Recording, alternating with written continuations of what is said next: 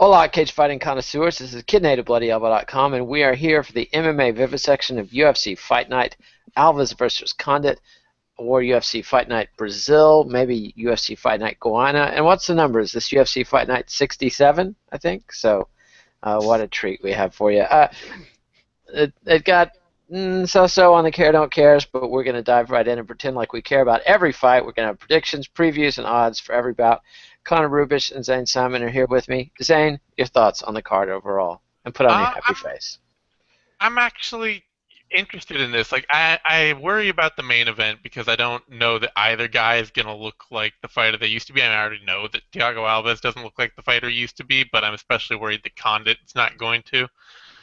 But beyond that, I'm interested. There are a lot of young fighters on this card that I'm really looking forward to watching, and I think the undercard's pretty good. Mostly, it's just kind of like there's a big chunk right in the middle that could be really boring. So I'm kind of that's like my only thing that I'm really dreading out of this. Otherwise, I think it'll be a fun fight night kind of card.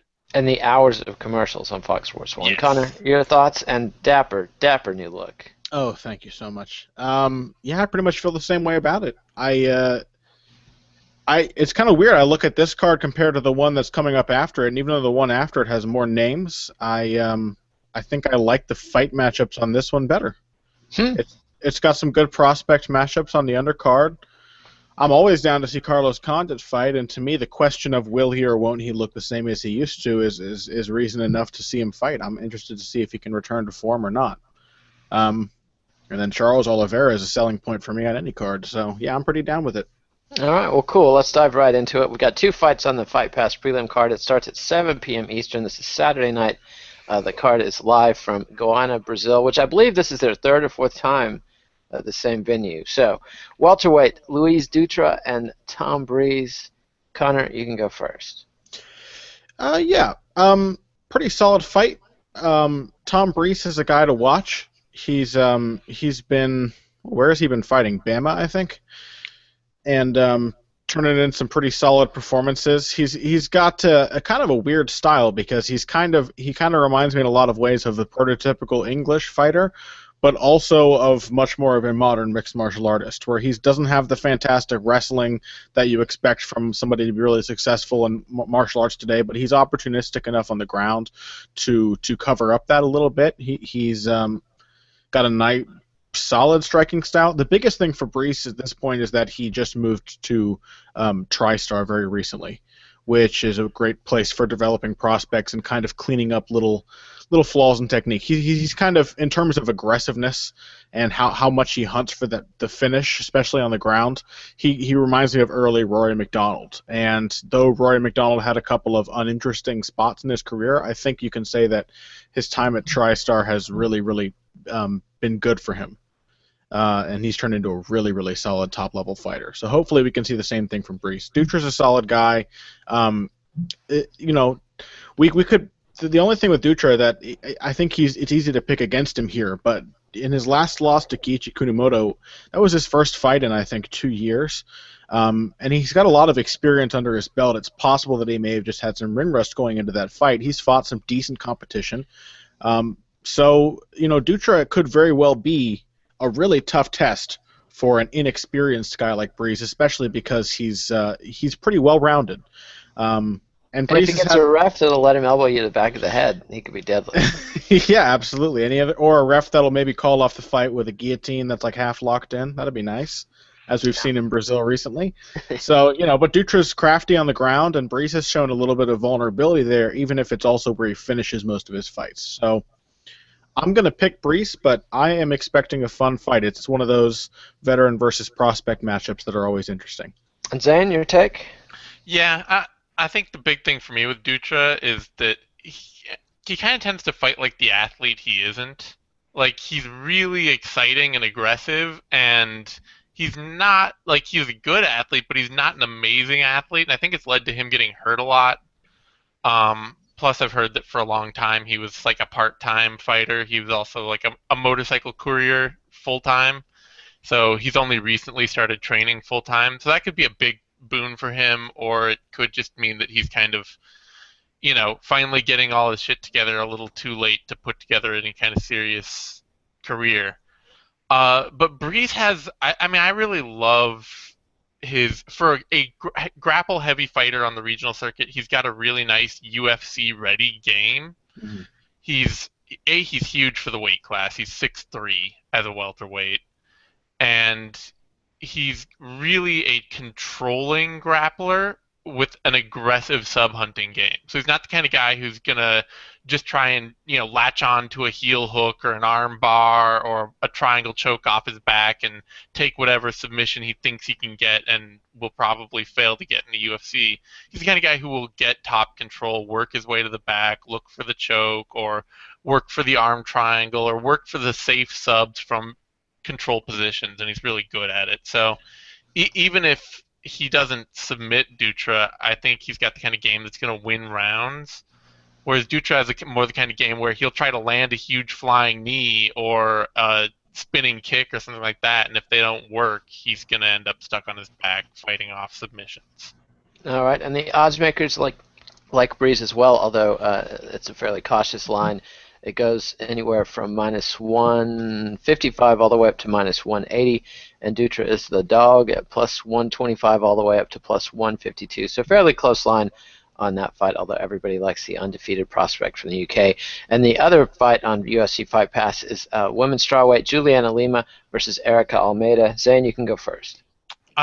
This fight I like actually quite a bit more than I thought I would going in. I think the UFC did a good job to pick up Erica Almeida. She's a Jungle Fight strawweight champ, and she reminds me a lot of Jessica Penne. Honestly, I think it's people have. I've heard some people being less impressed with her, but she's got a really nice, good wrestling game from her striking. Like she's not a great striker, but she throws a really nice overhand right straight into a double leg, which she'll then turn into a attempt for back control or a drag and trip game, some more traditional Brazilian jiu-jitsu takedowns and things like that. And then she's got a good sort of controlling, consistent grappling game, both off her back and from top control positions. She works well for submissions, so she's dangerous. I do think Lima's a much better wrestler. I don't know that she's a way better striker, but she's a little bit better striker. So, and Lima's also got more high-end experience. I kind of expect Lima to win it. Just I expect her to be the more physically imposing fighter and be able to take rounds. But if she just tries to lay and pray Almeida for 3 rounds, and she could get stuck in a sub. So I'm gonna take Lima, but I think it could be a touch and go fight for her where she ends up fighting off a lot of submissions and maybe having more trouble than she expects with Almeida. And Connor, your take? Yeah, I can't really disagree with any of that. I'm pretty into this fight. Almeida's got promise. I think that Juliana Lima is a really, really solid fighter. I think we're seeing more and more how impressive it was for her to have actually hung with Joanna Jędrzejczyk as well as she did. It was a relatively competitive fight. Maybe not quite as competitive as the Claudia Gadelha fight, but strawweight's a talent-stacked division, so anybody who can hang with the person who's the champ, much like lightweight, you could expect anybody in the top 10 to give a decent fight to the lightweight champ any day of the week. And women's strawweight is kind of the same way. And I think Juliana Lima definitely belongs in that pack. I think that Erica Almeida probably will be there at some point, but I do have to pick Lima. I just think she's got the wrestling advantage, and I think at flyweight that tends to really be the deciding factor. If you can out-wrestle your opponent, you can beat them, which is not flyweight, strawweight, sorry, which is why women's strawweight looks, of all the women's divisions we see, tends to look the most similar to what we expect from men's MMA, because it has strong wrestling. And so I think Lima's wrestling will win the day.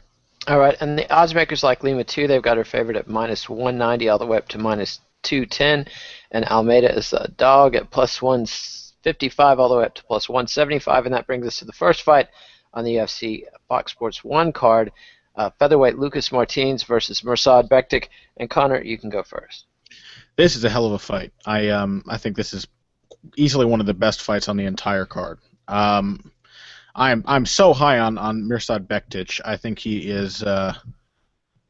Man, I don't know. I love technical ground and pound. I think ground and pound has for a very long time been one of those things that I've spoken to fighters too, who you say, okay, how do you train your ground striking? And they're like, well, what do you mean? You get mount and then you hit the guy. You know what I mean? Like, it's just kind of a rote thing that you do. And for Bektic, it is like scientific ground striking. He secures his positions very, very well. He lands powerful strikes. He doesn't off-balance himself.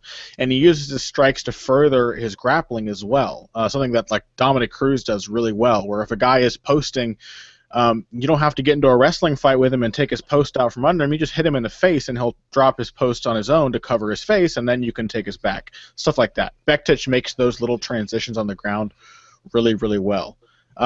Martins makes for an interesting fight with him.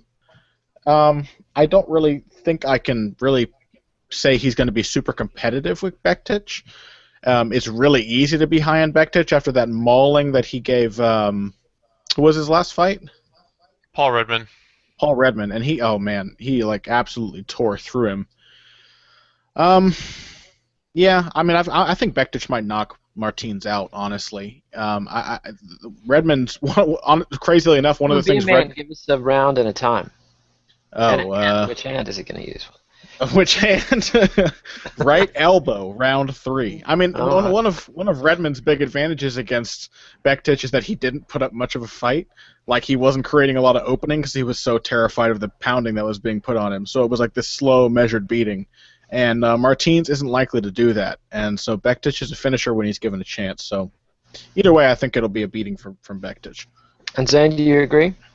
Yeah, I mean, I think the big test for me here is really how consistent can Bektic be in his offense. I mean, we've seen him be really consistent against Redmond, but that was also an athlete that he had outclassed athletically really handily. Like, Redmond's just not the same caliber of athlete. Martins is. I mean, Martins may not have the great process. He's not a great wrestler. He's really, goes into kind of a defensive shell when anyone puts pressure on him, and doesn't, like we saw with the Elkins fight. Elkins just shut down most of Martins' offense all fight just by moving forward. That was all it took. But if Bektic doesn't really string together his striking at all and is content to sit outside when he strikes. So I do kind of wonder if he'll give Martins some openings just by being, waiting for a chance to strike outside, lunging in, stuff like that. He's such a great wrestler, though, that I think he won't have trouble getting Martins down and beating him up there. So the big thing is, I do want to see, will he actually be dynamic enough to finish Martins, or will he just grind him out for 3 rounds and make it ugly? So I got to take Bektic too, but I will look to see if they spend any time on their feet. Can Bektic pressure Martins enough to just totally take over the striking, or is this just going to have to be a takedown and ground and pound game all the way? All right, and the odds makers like Bektic as well. They've got in favor from -389 to -425, and Martins is the underdog at +280 all the way up to +365, and that brings us to welterweights. Elizeu Zaleski dos Santos. Surely the UFC is going to call him something else on the screen. Do we know what that's going to be? Praying that he's got some kind of funny nickname. It's either Elizeu Zaleski or Elizeu Capoeira. Capoeira, I see. Two things. Probably Zaleski. Just Zaleski without the dos Santos. And he's taking on Nicholas Dalby. And is he a capoeira stylist? And will that be fun if he is? Zane, tell us all about it. I guess kind of. He's mostly a counter striker from range. He likes to sit back, let fighters come to him, land counter shots, and if they don't, then those counter shots tornado kicks or? Well, they're mostly punches, but if they don't come in on him, he's a very good kicker and will punish guys with kicks to the legs and body and head and make them try and be aggressive to come in so he can land counter shots. But he tends to keep his head online really easily, lets himself get hit hard, is not a great defensive fighter, is not the greatest wrestler. And Dalby is just like the picture of consistency everywhere. He's a really solid, consistent kickboxer. He's got great cardio. He's become a much more consistent, solid wrestler. That was really the thing he showed off in his last fight, was that he can change it up every round and get a takedown, rough a guy up, and then come back to his feet. And he's the kind of guy who can knock somebody out in the fourth round, is still just right there, pecking away, breaking them down. And unless Zaleski lands some huge one shot that really hurts Dalby, and nobody has yet, then I don't see him winning this. I think Dalby's just gonna pick him apart, break him down, take him down, rough him up, maybe get a late knockout, maybe get a submission even. Dalby's a really well-rounded fighter and a fighter who will be like borderline top 15 talent really quickly out of the gate, I think, for the UFC. That's enough out of you, Connor. Tell us how this guy's going to use capoeira and make it just revolutionize the game. It's the new striking style that everybody's going to be talking about. Oh yeah, definitely. Conor McGregor's capoeira has been the most successful part of his game. It's not been the boxing or anything else. Look what it did for Anthony Pettis. Yeah. All right. Anderson Silva uses a clown a guy once. That's really all I got. I think I'm maybe a little less high on Nicholas Dalby than I think a lot of other people in the MMA sphere are. He's good, and he is well-rounded, and I think that's really the best thing in his pocket. Boy, is he the kind of guy I would like to see go to TriStar, though. He reminds me, like he needs just like some tightening up for the kind of game he wants to execute. My fear for a guy like Dalby is that in the UFC, in the Shark Tank that is, the UFC, it's just going to be like he's going to be like a Michael Bisping type, where he'd be a guy who thrives in 5-round fights, who rarely gets the opportunity to get 5-round fights. You know what I mean? Like we saw Michael Bisping against Kung Lee. We're like, wow, if this guy got 5-round fights more often, Michael Bisping would have gotten a lot of 4th and 5th round finishes in his career, and pulled out a lot of fights that he was losing earlier on, probably. Dalby's kind of the same way. He's got this style where, just like Bisping, he's like very, very bouncy. He moves around a lot. He's very busy, and it gives him this kind of Emmanuel Newton awkwardness, which makes him difficult to deal with in the feet. But he's not terribly accurate with his striking. He doesn't really like set up things really well. It's just like a lot of volume, and because he knows he needs the volume, he doesn't really commit to any shots, so he needs to wear a guy down to get him out of there. The fact that he has the wrestling in his pocket is a really big advantage for him. I do think he will probably beat Dos Santos, but I don't expect it to be like a debut where I'm blown away by this guy. He was a champion and was successful as a champion because he got that extra time to work. And now he's come to the UFC. He's going to be a 3-round fight against a guy, with just as much experience.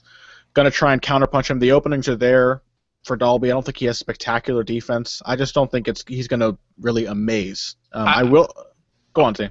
I was going to say, I will say that while I do think that Dalby will be a borderline top 15 talent, I don't think he's going higher than that. Like, I think he can walk in and be that fighter in the UFC, and then like Bisping or Safadine, who I think it was Jordan Breen compared him to, like, that's just kind of where they are. Like, Safadine's not going higher. We've kind of seen that he doesn't have the right tools to go much higher than that, and I think Dalby's in that same boat where he can walk in, he can be a immediate top caliber fighter, but he's not going to rise up to that title shot level. Yeah, and I think, like if he were to make a switch to the right camp or get a good trainer or something like that in his own camp, I think he would have potential to maybe break through there. But doing what he's doing now, and the guy's 30, like he probably doesn't have a ton of room for improvement. He could tighten some things up, but at the level he's at, I agree with you. He's very good, but he's just not like that top tier level. Yeah. All right. And the odds makers like Dalby as well. They've got him favored from -320 all the way to -380. And Zaleski Dos Santos is the underdog at +240 all the way up to +314. And that brings us to the flyweights. Jussier Formiga versus Wilson Heiss. This is a fun fight. Lots of jiu-jitsu. Could be one of those bad kickboxing matches you always expect when you get two ace grapplers out there. Who's making the most faces at what I'm saying? Zane, you can talk. All right. Yeah, I don't think that that's likely, just because I think Formiga has a really sizable technical advantage striking over Heiss right now. Over the last year or two, Formiga's boxing has just gone up leaps and bounds. And doesn't that kill your theory about cage time and improvement? Because he's been around forever and then suddenly has blossomed. He hasn't actually been around forever. His career really only started in earnest in 2008, so he's been around 7 years. I mean, that would be he's at Come on, about the admit right. you were surprised by the development and the striking. I am surprised by the development That's all I late. want. I mean, That's all I want. Go ahead. okay, well, I'm surprised whenever something clicks that well for somebody all of a sudden. And it seems like Formiga's striking is really clicking right now. Like he just handled Scott Jorgensen easily, and even Makovsky didn't strike with him at all. Like just didn't want to. And I have to attribute that at least somewhat to Formiga's technical advantages. Um, and Heiss is the kind of guy who, he's going to wing a big shot and then he's going to look for a takedown. He's going to look for the grappling exchanges. He's not the kind of guy who's going to look to sit outside and kickbox for any longer than he has to. I don't know how exactly they're going to match up on the ground. Formiga's got a great back take game, but Heiss is the more decorated grappler and is a really powerful grappler. And I don't know if Formiga's going to be able to submit him or anything like that, but I kind of feel like Formiga's going to get enough advantage on the feet that he's going to make Heiss give up bad positions in the grappling, force him into bad shots and bad takedowns that he's not going to get and that Heiss can work, or that Formiga can work with. So I'm giving this one to Formiga either by TKO or by points, maybe by submission, but there's a chance that if it's just a straight grappling wrestling match that Heiss could actually take rounds. I mean, we saw Chris Carriasso, kind of beat up Formiga for 2 rounds and take control of him. So it's not like Formiga is somebody who is cannot be physically outmatched by even somebody like Carriasso, who's not a physical beast. And Heiss is pretty beastly. So Connor, what's your take? This is a great fight, and I think it's pretty close. Honestly, I see it as being a very competitive matchup, despite the gap between where these guys are ranked in the division. Heiss has just so much experience. Like, it's almost crazy to think he just feels like such a newcomer to the UFC and to the organization, but he's had a lot of fights in his belt, and more than Formiga, I think. Yeah, he's got more fights than Formiga.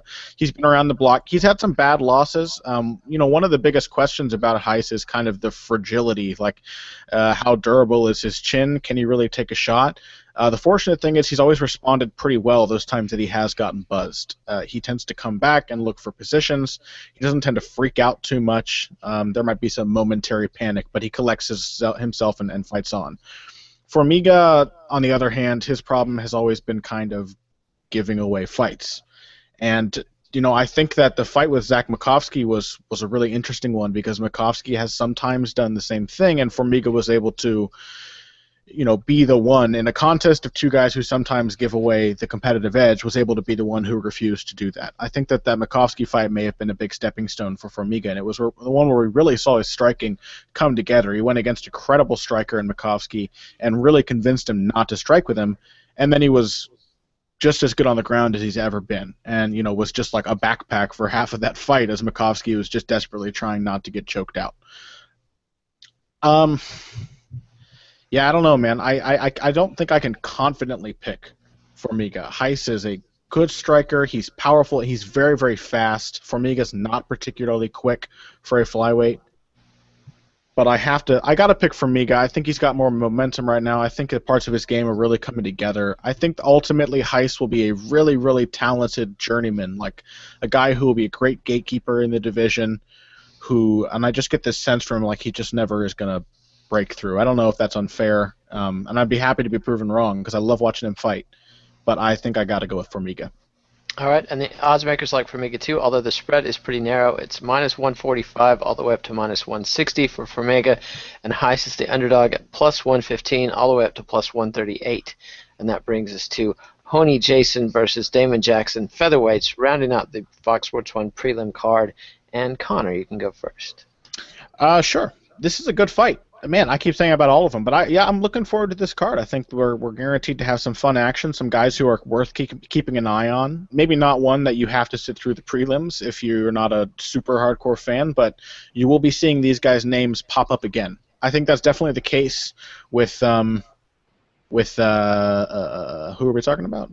Damon Jackson. My God, I'm like, there's so many fights they're all running together in my head.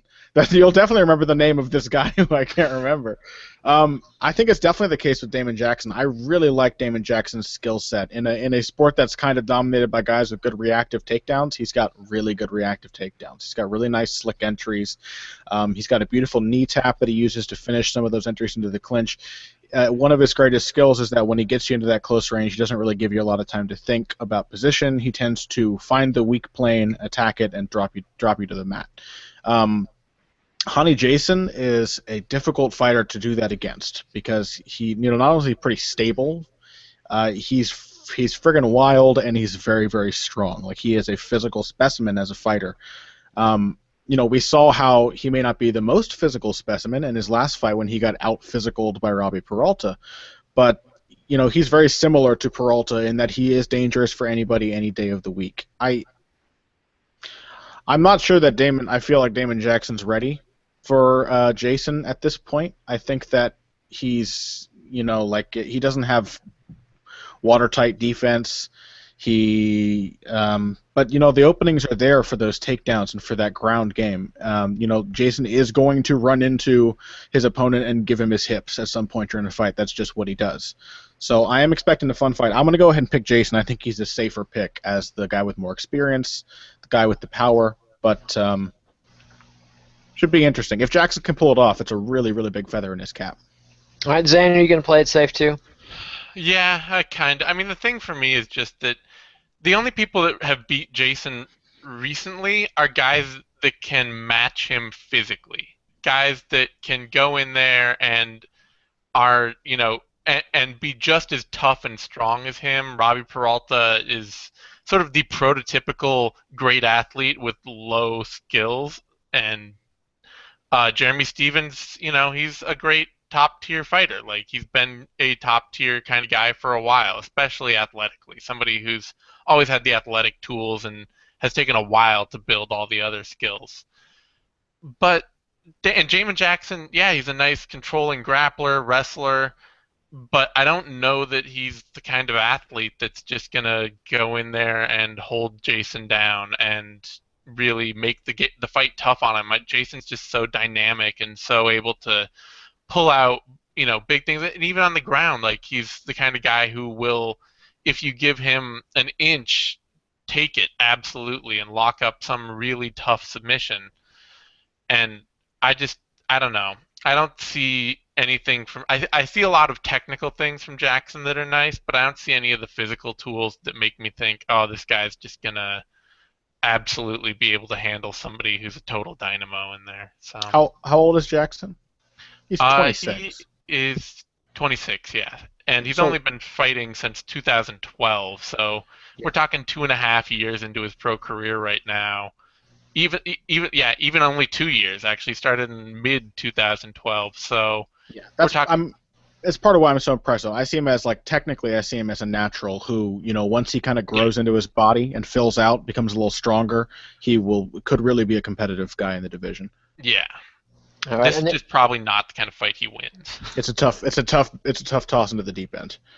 Yeah, and the odds makers, they like Jason too. They've got him favored at -175 all the way up to -210, but a pretty narrow spread. Damon Jackson's the underdog, +145 to +169. And that brings us to the main card, starting with Darren Till and Wendell Oliveira in the welterweight division. And Zane, you can talk first. All right. I do not like this fight. I'm going to say right off. I like both of these fighters as potential individual talents, but I don't like this fight. Both of them are far too willing and wanting to be counter fighters on the outside, and they both have very limited games as counter fighters. That this is probably going to be the kind of ugly, boring fight of two guys sitting at range waiting for the other guy to strike first.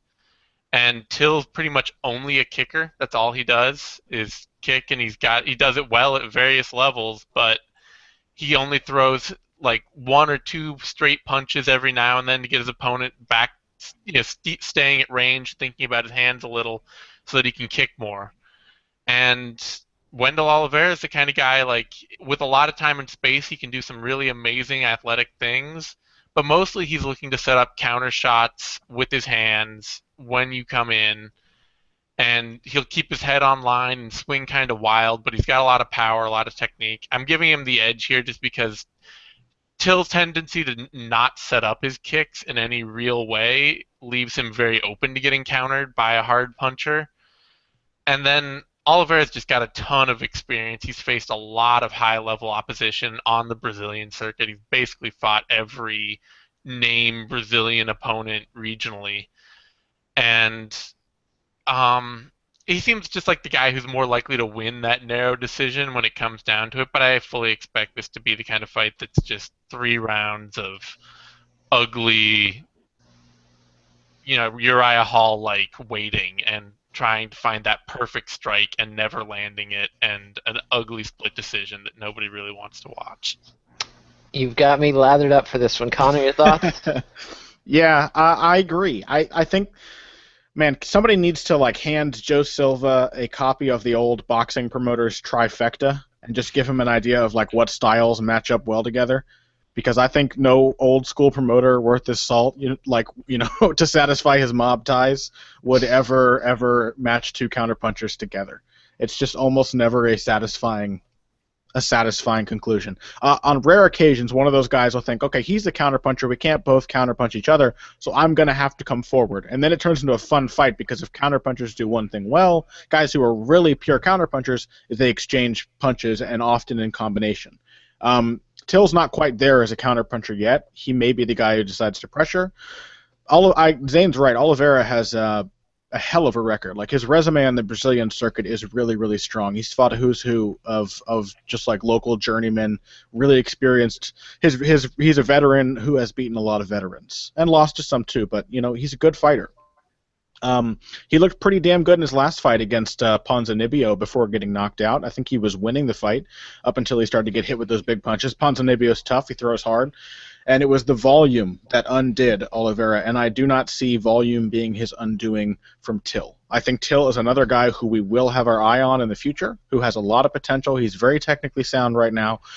But his defense, his volume, his fight IQ, things that come with experience, they're just not there yet. And that's fine. He's not an experienced fighter. He's young. But I think Oliveira is probably too big a step up for him at this time.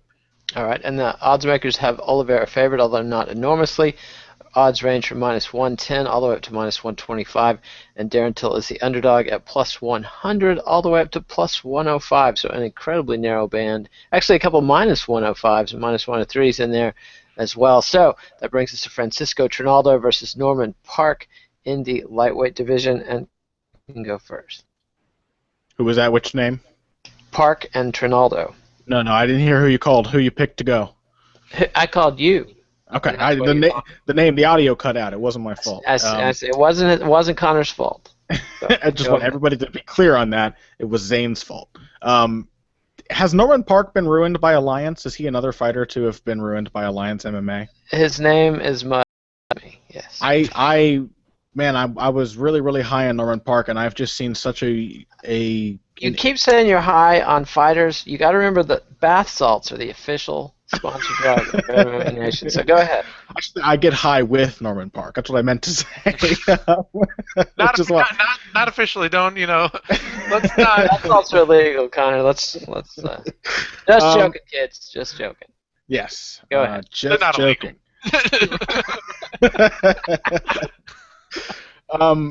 Yeah, man, Norman Park. I love infighters. I love good infighters, and Norman Park, he's got it, man, and he's tough. He was throwing pretty decent straight punches from the outside, getting into that clinch. He was damn near impossible to take down. Just a really interesting stylistic fighter, even when his fights weren't super fun. But in his last couple of fights, I've been watching him and thinking, that horrible question. I brought it up on the show many times before. What is he doing to win this fight right now? And that was definitely the case in his fight with Gleison Tebow. I was thinking, what is his game plan here? Is he really going to try to box with Tebow on the outside? That might make sense because you don't want to grapple with Tebow or whatever, but, Norman Park's style is not the outboxer. He's not supposed to be at range trying to punch with you and counter and whatnot. His defense isn't good enough for it. and he's not quick enough for it. He doesn't throw very good combinations. You know, he sneaks in good punches, and that makes him tricky at range, but really his wheelhouse is the clinch. He knees you to the thigh, he grinds you away with elbows and short little uppercuts, and the clinch mashes you against the fence. That's what he does well. And boy, if Francisco Trinaldo doesn't seem set in my mind to do exactly what Gleison Tibau did to him in their last fight. You know, it's Trinaldo's quite similar to Tibau. He doesn't have the same wealth of experience. Obviously, very few fighters in MMA do. But he's got a very similar style, and he's not a bad boxer. He's a solid wrestler. He's a grinder. If he's going to do Norman Park to Norman Park, and Park isn't even going to try to use the same game back, then I don't really like Park's chances here. And I would love to say different, because like I said, I was really, really impressed by Park early in his UFC career, but I don't know. I think I'm going to Alliance, and the rest is history. Yeah, I'm going to pick Trinaldo. I've just been so disappointed with what I've seen from so many Alliance fighters lately. All these guys with just like tremendous mid-range and in-fighting skills, like Michael Chandler, Phil Davis, Norman Park, Luke Barnett. The list just keeps growing. Like, none of these guys are Dominic Cruz, and they're all trying to be Dominic Cruz, and it baffles me. I see. And Zane, are you baffled as well? I am, and I'm not quite willing to give up on Norman Park yet. Honestly, I think the big thing is I like this fight because while Trinaldo is similar to Gleison Tibau, he's not Gleison Tibau. Mm. And I think it's a great chance for Park to rebuild his confidence by beating somebody like the guy he just lost to. It's like redemption for the Tibau fight. Exactly. And I think there's a much better chance that he can beat Trinaldo with the same fight that he tried to beat Gleison Tibau with. And the big thing is probably that Trinaldo, like Tibau, and to a much greater degree, has a much lower gas tank. Like, he's just not a fighter who fights really well late into the fight. Especially, we've seen, like, against Hallman and other guys that are really going to, and Chiesa, guys that are really going to grind on him and make him work and make Tibau, not Tibau, but Trinaldo have to work hard, can wear him down. And Park is a very, very tough wrestler. He's not somebody that Trinaldo can throw around. Trinaldo's not as technical a wrestler as Gleison Tibau is. And I think, even if Trinaldo has some early success, I don't think he's going to keep it up. So I would love to see Park be able to show that he can really dominate in a fight like this, because Trinaldo's the kind of guy that Park should be beating at this point in his career, if he's ever going to become any kind of top 15 fighter. But if he doesn't totally dominate Trinaldo, then yeah, I think there's a serious chance that Alliance is really taking too much of an edge off him, and I still think Park will win. I would if they were smart, and I don't mean to call out somebody I've never met in real life. This is all, from my comfortable seat here where I'm not training these fighters day in, day out. Like Furious Mom's Basement. Go ahead. Yes. Disclaimer, from my mom's basement. I would like to say that if they were smart, this would be a chance for Norman Park's people to have Norman Park be himself like he was supposed to do against Gleison Tibau and beat him. But having seen Michael Chandler fight Will Brooks competitively, and then fight Will Brooks much less competitively the second time around, likewise with Eddie Alvarez, I just don't think that's possible. There seems to be no room for redemption in the Alliance camp. Yeah. And there's just none of it. And even like Chandler even went into that second Will Brooks fight like, okay, I've got to go back to my infighting. But it was like the same thing with Phil Davis. Like, there's no longer any connection between his striking and his wrestling. It's just like, okay, I'm boxing. I'm desperately trying to take you down. It's like screaming at the guy that you're about to take him down. If you're not as quick and as fluid as Dominic Cruz, that doesn't work. Not everybody shoots doubles from the outside. And Norman Park, least of all. Like, he should not have been desperately trying to take Gleison Tibau down. He should just walk into the clinch and try to maul him. So, I don't have hope. I don't have any hope. I would love to have Norman Park make me feel happiness again. All right, and the odds makers like them from Norman Park. So if you share Connor's skepticism about Alliance, this might be the one to put everything Granny has on this fight. So minus 225 all the way up to minus 250 for Norman Park, and Francisco Trinaldo is the dog at plus 180 all the way up to plus 216, and that brings us to Ryan Jimmo versus Francimar Barroso in a light heavyweight. Dare I call it a clash? Is that getting my hopes up too much to call it a clash? A mush might be more likely. All right, Zane, you tell us all about it. I don't want to watch this fight. I don't want to think about this fight. I don't want this fight to exist. And the worst thing for me is that, I already talked about Till Oliveira being potentially an ugly split decision with two guys staring at each other. And we know Park Trinaldo can easily be a 3-round grind no matter who is winning. And then you're going to have this fight, which is just... ugh. I don't see any way that Jimmo loses this fight. Barroso is slow. He's not a consistent enough striker to be a big knockout threat, despite the fact that he's reasonably powerful, especially with his kicks.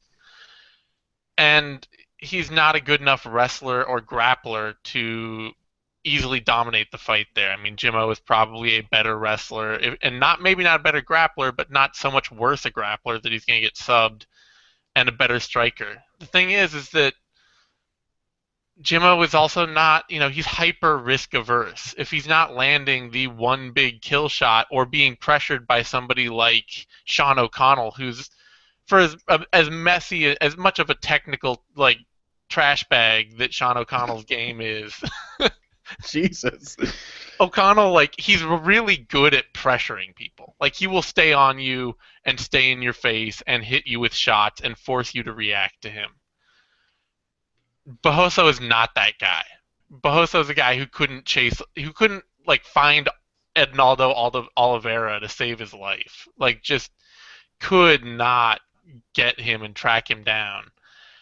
And that, if he can't track down somebody like that, he can't track down Ryan Jimmo. So I see this fight as one of those things where Jimmo is just going to be pot-shotting from the outside, landing the occasional big shot, getting Barroso up against the fence, grinding him on him a little, releasing, rinsing, and repeating for 15 Canadian minutes. fans will be like, this is old times, and where's the 4th and 5th round of this stuff? That's what the... Yeah, and what so Ryan there's Jimmo a needs to win. 45-minute, which will be 2 hours with FS1 programming on the beginning of this Fox Sport 1 main card that could just suck. Yeah, that's my question. Is their goal to get the lowest ever ratings for a UFC show by the end of the card? That seems like just the way They'll this be is in put the evening together. time slot, so they'll definitely beat out the show they showed on. And I'm fine with some of these fights. I'm fine with Trinaldo Park, for example, as a matchup. Mhm. But boy, it has all the makings of a slow fight, and Jimmo Barroso has all Gotta the cut in, makings. Connor, because I had a killer segue, and you Go on. I'm and sorry. you stomped it. Segue. But now it's not gonna be the same. It's not gonna be the same. But I was gonna say I think there's one tiny spot of this fight that Zane hasn't smeared feces all over. Connor, can you shit on that too? Okay. Now you can. Brilliant. Yeah, I feel like I can't use the term trash bag now because it's already It's hit zaned. It's been zaned. It's been zaned. I can't touch that excellence at this point. Yeah, God, boy, Ryan Jimmo fights suck. They're just not fun. But he might break out in the robot afterwards. I mean, Well, there's an that's- incredibly yeah, high chance. Yeah, wake me up when the fight's over so I can watch the dancing, I guess. I don't know, I hate to say that, I don't want to sound like a Just Bleed fan, but Ryan Jimmo's fights are incredibly risk averse, as Zane said. When Ryan Jimmo does not have a clear opportunity for a knockout, easy and early, he is just the grindiest of all grinders. And the thing is he's good in one very limited area of grinding. So he's not gonna pass and break you down really. He's just kind of gonna hold you. You know what I mean? Ryan Jimmo would never There's a succeed. time when we all just want to be held, though. If Frank Probably not Saturday Barroso, night in an arena in Brazil, but if Frank Barroso had a tough weight cut in a really hard camp, he may really appreciate what Ryan Jimmo's about to do to him. But otherwise, it's just going to be frustrating for him and for the fans. Jimmo should win. He's the more talented fighter. He's got the better experience.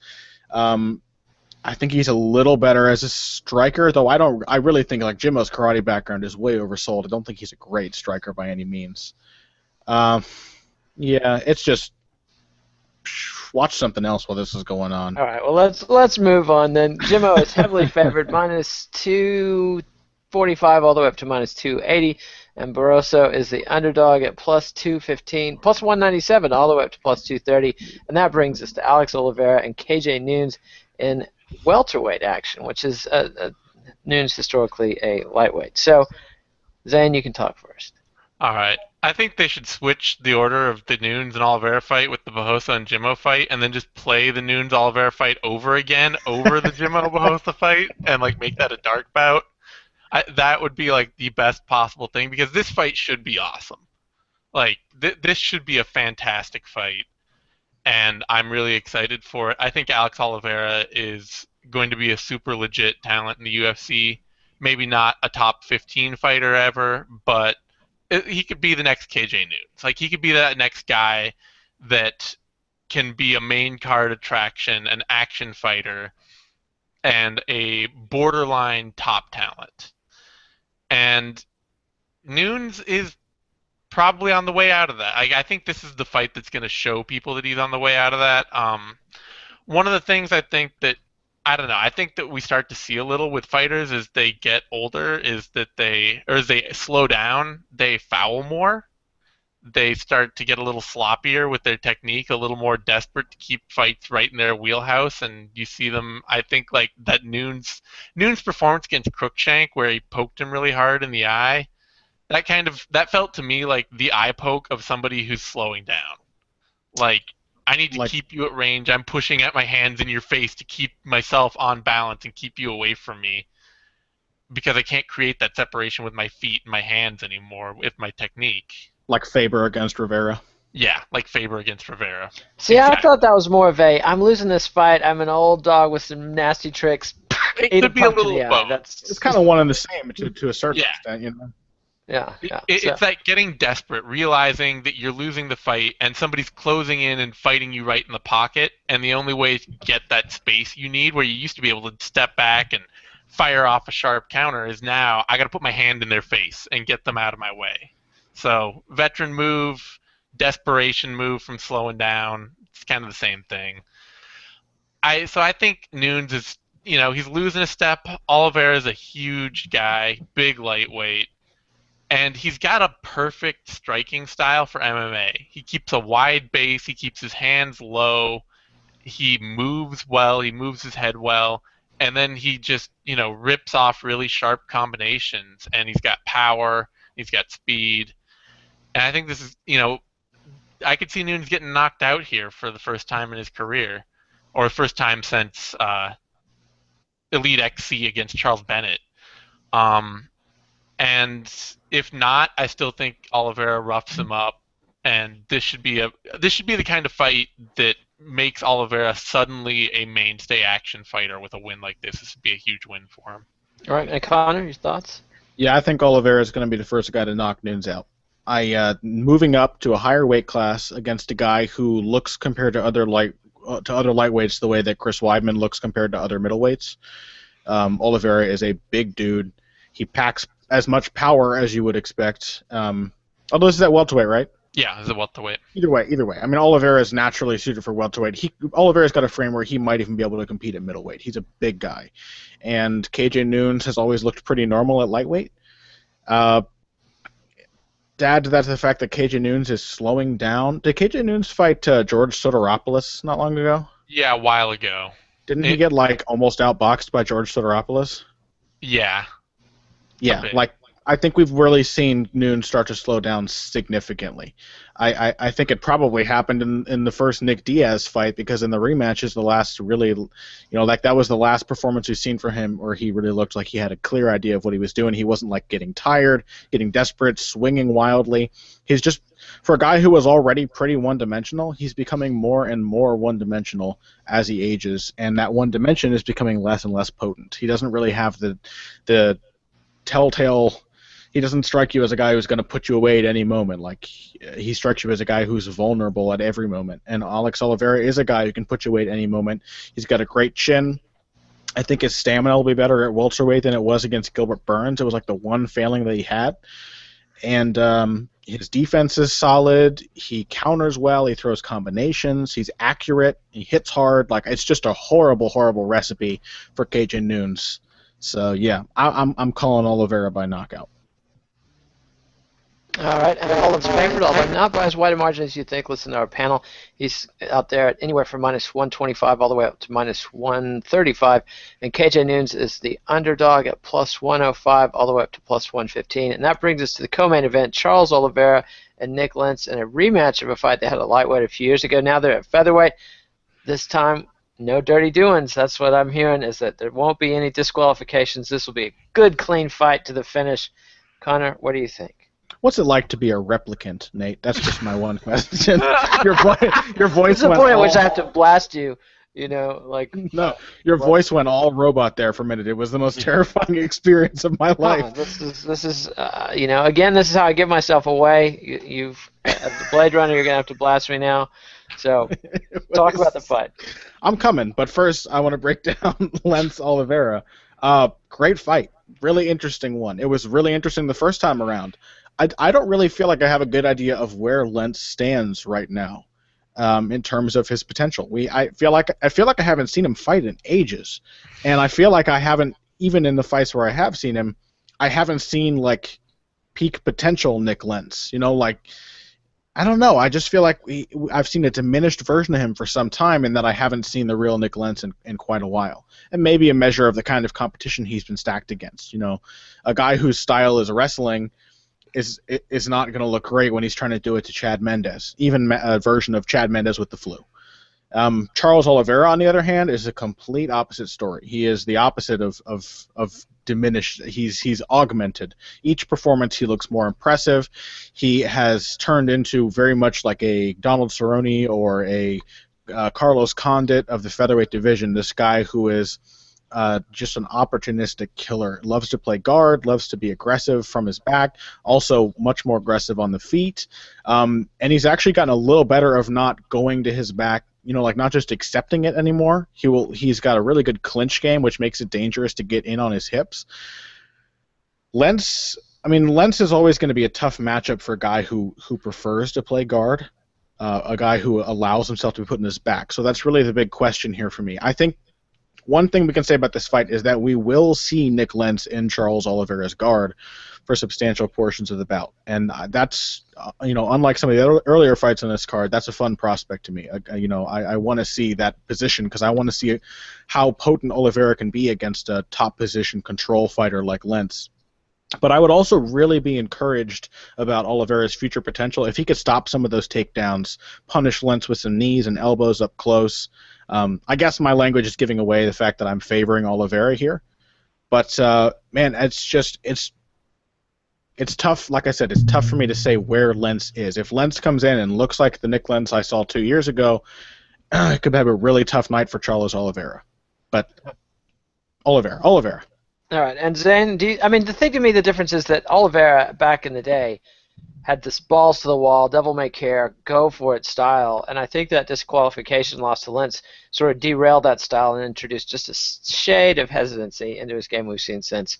But maybe I'm imagining it based on the face Zane is making at me. So talk, smart kid. Yeah, certainly what we saw out of his fight with Hatsu Hioki wouldn't suggest that at all, and his fight against Jeremy Stevens wouldn't suggest it either. He dominated Stevens. I'd say maturity. Yeah. Like, the big thing that I think is important to remember here, especially from what both of you guys are saying, is that Nick Lentz, like, the reason that you may not be seeing the same Nick Lentz anymore is that he's been fighting since 2005. Like, he's at the end of he's probably coming to the end of his career. Like, that's just kind of the game.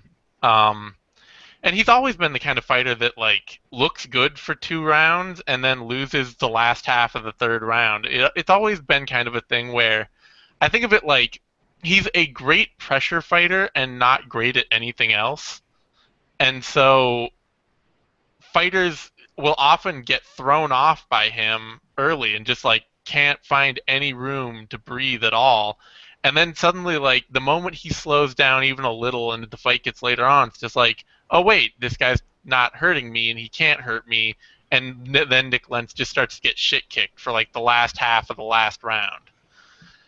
And I don't even think that Oliveira is going to give him that kind of room. I think Oliveira has shown at this point, like he's a fighter who's, for as long as we've seen him, he's just now hitting his stride, just now hitting his prime. And he is a fighter that, everything's clicking, and he's shown, especially that win over Stevens, that you have to be more than just a good athlete to beat him. You have to be like a really good fighter with other skills. You have to be Frankie Edgar. You have to be Cub Swanson. You have to be Donald Cerrone. You have to be somebody who really has a lot of parts to their game to offer Oliveira. And Nick Lentz isn't that guy. Nick Lentz, even a version of Chad Mendez that had the flu and was there to just get a paycheck, Nick Lentz got nothing done. Like, he got pretty easily blanked out of that fight. And I don't think he's going to be I think he's going to be competitive against Oliveira, and that he's going to pressure him. He might take a round even. But I just don't think Oliveira is the kind of fighter to get bullied anymore. I think he's the kind of guy who's going to go out there, who's going to assert himself, and who's going to force Nick Lentz to try and take risks. And when Lentz tries to take risks, he's not nearly as good a fighter as when he's just pressing. And I feel beholden to mention that Jeremy Stevens is one of the guys who's gone to Alliance who has really, really seemed to benefit. And I don't want the fact that he lost to Cub Swanson and Charles Oliveira in a row to take the shine off Oliveira's win over him, because I thought Stevens has looked tremendous lately. I think he's looked in the best form of his entire career, and Oliveira had no trouble with him, like, at all. And I really didn't expect that. Like, that says a lot about how far he's progressed. All right, and that's why the odds makers have Oliveira heavily favored, minus 260 all the way up to minus 285, and Nick Lentz is the underdog at plus 207 all the way up to plus 236. And that brings us to the main event, Carlos Condit versus Thiago Alves in a battle of damaged goods, aka nostalgia. It's not gonna be as fun as it would have been in 2007, 2010, 2012. Who do you think, like, I don't know. We don't know. We don't know what their medical condition is, so it's a big question mark. Who wants to answer these questions first? And, keep in mind, you don't know the answers because we don't know how healthy they are. Zane, talk. Yeah, I do expect to see. I think the loss to Tyron Woodley was probably the first crack in Carlos Condit. It's the first, I talked earlier about you see guys foul more when they get older, or sometimes in the case of Mark Hunt, you see them just lose a gear. They no longer have that second level speed they used to. The other thing you see sometimes with guys is they just start picking up random injuries. They just start getting hurt in fights, spending longer and longer amounts of time on the sidelines, things like that. And that to me feels like what that injury against Woodley was. That was the first crack for Carlos Condit, where suddenly we're starting to see he just got a random injury, So I kind of expect him to look not as good as he used to here. I expect to see a little bit less, but I don't expect to see as much less as I've seen from Thiago Alves lately. Unfortunately for Alves, I think he's a guy who has really, the injuries have just robbed all the athleticism out of his career. He's still a craftier fighter than ever. I think he's actually technically as good as he's ever been. But he's not as fast. He doesn't have the second gear anymore. He doesn't have the speed, doesn't have the power that he used to. So unless Condit's giving him some really big opportunities the way Meehan ended up doing, where he just, kind of screwed around with Alves for a while and let Alves get the shots he wanted, I don't see Condit doing that. I think that Condit will win this fight. But I do wonder, are we going to watch sort of like that Anderson Silva Nick Diaz fight where you're kind of like, wow, both these guys look old. What, possibly? And Connor, what's your take? Carlos Condit, another tough guy to get a beat on, and this is a very perplexing main event. It really is harder to predict than it feels like it should be. Almost not even in that I think there's a high chance that Carlos Condit loses. More so that I'm just like, I don't know how to predict how Carlos Condit will look. And I think, crazily enough, I look back at that Nick Diaz fight, and at the time, everyone was like, wow, Carlos Condit, crazy swarmer, and he's fighting a boxer's game plan. What an amazing piece of game planning. Of course, that's not how everyone was reacting at the time. But that's how we should be thinking of it. It's hard to parse out their analysis of the fight to the boo. Yeah. Through the shouts of Diaz 1-2-5, it was hard to get a handle on how clever Condit's performance was. But the more I see of Condit, I'm almost like thinking, is that just a thing he does now? Like he's just a guy who he doesn't swarm fighters anymore. He tries to box with them, and but his defense is just as bad as it's always been, so he gets beat up in the process. Because how many fights of Carlos Condit have we seen where his chin has been the biggest story of the bout? I mean, he got cracked with some huge shots from Tyron Woodley, and Woodley is not a volume puncher. He doesn't do an excellent job of setting up his shots. He just throws that lead right. And you'd think, if it was really a masterpiece of game planning, Carlos Condit would have had some way of dealing with that lead right other than just walking through it. And against Johnny Hendricks, same thing, that left hand. How many times did Carlos Condit get hit with Johnny Hendricks' left hand in the first round of that fight?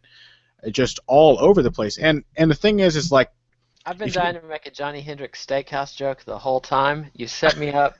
I got nothing. So, anyway, go ahead. I mean, at the same time, if you drag the fight out of Carlos Condit, it's still there. If you really make him fight back, against Martin Kampmann, he had to out wrestle Kampmann in the first round. Kampmann started to wear down. He kind of got dragged into this dogfight. The instinct came out, but it's like Condit has been trying to turn into this more polished fighter, and it's not really made him a better fighter. And he, on top of that, like Zane pointed out, he's just getting older. He's been fighting a long time. He's been in some absolutely hellacious wars, and he's had a lot of fights on top of that. So how much longer can we expect Carlos Condit to keep being this indestructible, guy who turns it on when it needs to be turned on? Thiago Alves is obviously the aftermath of the same kind of story. Thiago Alves has been through the meat grinder, similarly impressive record, but after the falling off point, I think everybody can agree. I still think Thiago Alves is very dangerous, though, and so, it's tough. Thiago Alves has had two opponents lately that make me think of Carlos Condit. He had Jordan Meehan, who I thought early in that fight fought very much the way Carlos Condit used to. He swarmed him a lot. He threw a lot of volume. He picked his shots, but he also kind of forced the action. And Alves had a lot of trouble dealing with it. And then before that, he fought Seth Bashinsky, who, despite not really being suited for it, kind of tried to box from the outside. He threw volume still, but he was throwing these combinations from range, and Alves looked really, really solid in the Bashinsky fight. He looked tremendous. He was slipping, he was getting inside, he was throwing three-punch combinations and ending on the kick. And the thing to recall is that even though Alves looked bad in the Meehan fight of those two, he still pulled out the win in the Meehan fight, which just proves to you how dangerous he is even when he's outmatched. So I cannot pick Thiago Alves. It's impossible for me to pick Thiago Alves against Carlos Condit until I see Thiago Alves beat Carlos Condit. But by no means do I think that's an impossibility. And part of the interest I have in this fight is wondering, how good is Carlos Condit going to look? And I would be overjoyed if he came back and a year of rest was great for him and he looked renewed and refreshed. I'd love to see another 3 or 4 years of Carlos Condit fights. But just can't bank on it at this point. All right, and the odds makers, they like Condit as well. They've got him favored from minus 270 all the way up, minus 259 all the way up to minus 290. And Thiago Alves is the underdog at plus 210 all the way up to plus 236. And Connor, do you have any betting secrets on this card? Well, I am a betting master. I was only 30 points shy of winning a small pittance of money in my last countermove game, so you should take my advice. With no salt, it needs gamble everything. That's always our advice. Everything you have should be on the line on every card, or you're not. Where's the fun in that? Go ahead. To me, the odds on this card seem very, very spot on, which means that there are not many tempting bets. Most of the odds seem to really reflect how I see the bouts playing out. I think Trinaldo is possibly the most tempting bet on the card. If you can get him at plus 216 against Norman Park, I think that's a small bet on that. If you got the money to burn, could give you a little vested interest in the fight. Now you're just getting greedy because the Ryan Jimmo fight is already so edge of your seat, so exciting, and now you want to put money on it and just, oh my God. Yeah, if you get excited too much before the Ryan Jimmo fight, you may blow a valve when Jimmo actually enters the cage.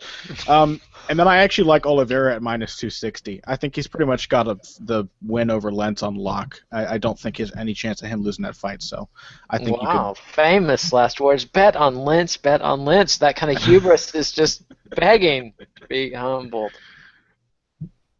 Yeah, I mean, Yeah. that's all I've got. Okay. I just wanted to let those words kind of ring out. I wanted like the gravity of that statement. Well, it's because your hair's looking so sharp. The new go. Is that a Van Gogh or a goatee? What do you call it? Van Dyke. Van Dyke. Is that a Van Dyke? I didn't comb my hair back with sink water. I used Evian because of all the money I've won on betting on fights. Nice. And we're just kidding about all the gamble everything. Bet responsibly, please, and don't take our advice financially in any way, shape, or form. For God's sake, don't take our advice. No. Honestly, my preferred method is if I'm gonna put any money, make it a little bit of money on a counter move game, so I can spread my mistakes out over a 5-fighter roster. That's that is savvy because I'm driving around the new Cadillac I made, betting on Anthony Rumble Johnson on you guys' advice. Well, if I'd bet on Cormier, that was the one fight, man. I would have probably made like $100 if I'd had Cormier. Again, I feel like I let you guys down because that's a fight I went into picking Cormier. I let you young punks talk me out of it with all your facts and arguments and logic and reason and everything, and I knew in my gut that Cormier was going to win, and there we are. So, anyway, live and learn.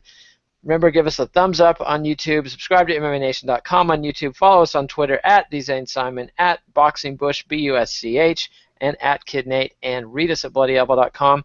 And Zane and I will be back for the 6th round after this fight, and it's going to be a late night, so maybe a short 6th round, but we'll see. And we'll be back with Knuckle Up and Vivisection and Care Don't Care and all this stuff for the money Dan Henderson versus Tim Boach card that's coming up. So Dan Henderson's Viking funeral is scheduled for next week. So adios, MMA aficionados. Thanks a lot, guys. We'll see you next time.